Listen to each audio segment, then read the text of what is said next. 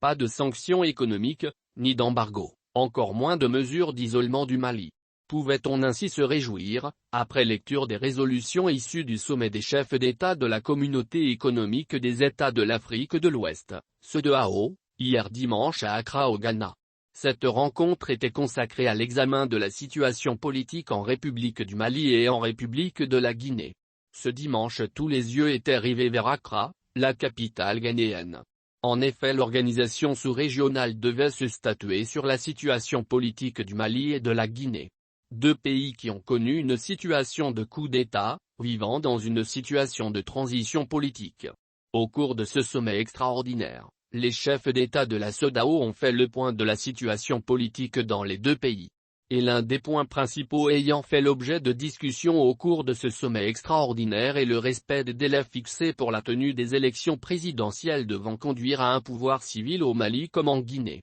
Après le coup d'État du 18 août au Mali, les militaires qui ont pris le pouvoir ont dissous le gouvernement, l'Assemblée et suspendu la Constitution.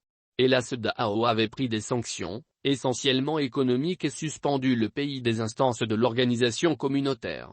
Ces sanctions ont été levées à la suite des engagements pris par les putschistes relatifs notamment à une transition de 18 mois, à compter de septembre 2020.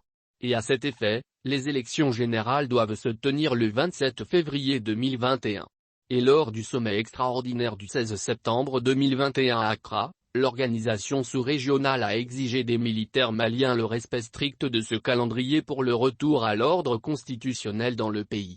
Après la visite du président en exercice de la CEDEAO, le Ghanéen Nana Akufo-Addo à Bamako, la CEDEAO a eu la sensation que les autorités de la transition au Mali n'ont pas la volonté de tenir les élections en février 2021.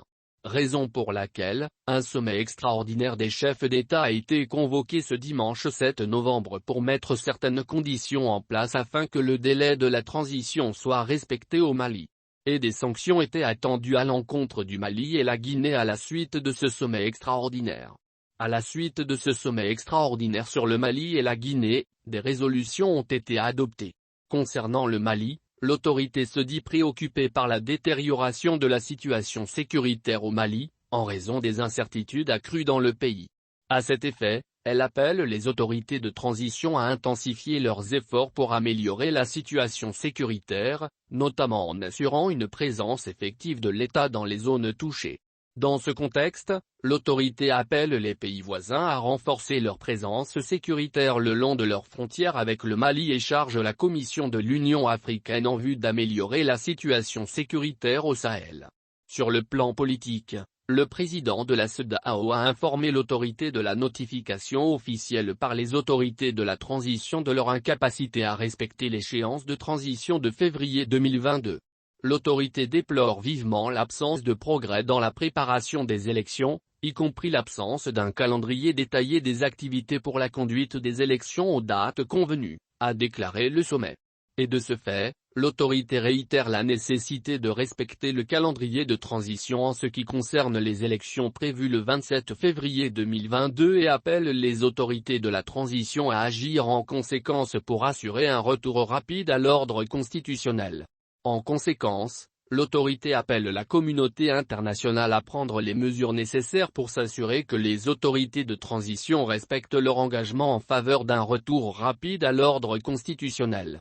Conformément à la décision prise le 16 septembre 2021, l'autorité décide d'infliger des sanctions avec effets immédiats aux personnes et groupes identifiés, y compris l'ensemble des autorités de transition et autres institutions de transition. Ces sanctions seront également imposées aux membres de leur famille, a précisé le communiqué de ce sommet d'Accra. En effet, pour l'autorité ces sanctions comprennent une interdiction de voyager et un gel de leurs avoirs financiers. Ainsi, le président de la Commission est chargé d'examiner et de proposer des sanctions supplémentaires lors de sa prochaine session ordinaire le 12 décembre 2021, si la situation persiste. Par ailleurs, l'autorité condamne l'expulsion du représentant permanent de la CEDEAO au Mali dans ce contexte critique et appelle les autorités de la transition à maintenir l'esprit de dialogue et de collaboration avec la Commission de la CEDEAO pour assurer une transition réussie. Au Mali, certaines opinions attendaient des sanctions lourdes de la CEDEAO, notamment des sanctions économiques mais la CEDEAO a été clémente envers la population du Mali. On peut dire qu'il y a eu plus de peur du mal.